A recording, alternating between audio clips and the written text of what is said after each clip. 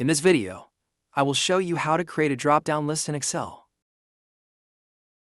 First, select the range of cells where you want to create the drop-down list. Then, go to the Data tab on the toolbar and click on Data Validation.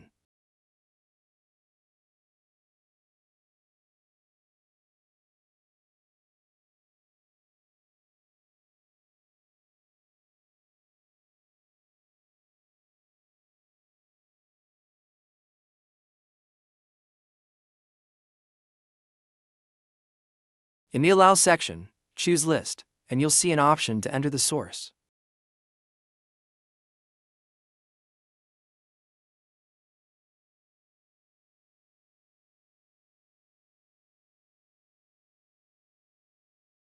Here, type in the items you want, separated by commas.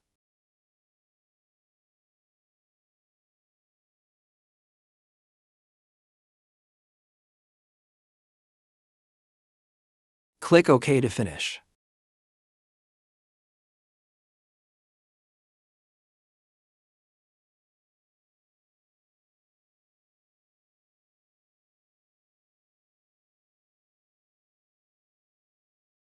Now, in the cells you selected, you can use the drop-down to choose the value you want.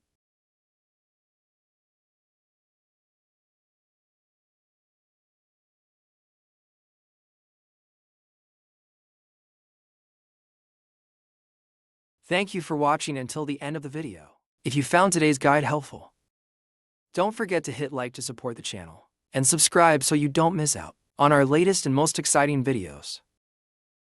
If you have any questions related to today's content, feel free to leave a comment below or send us an email at contact.dailyhowto@gmail.com.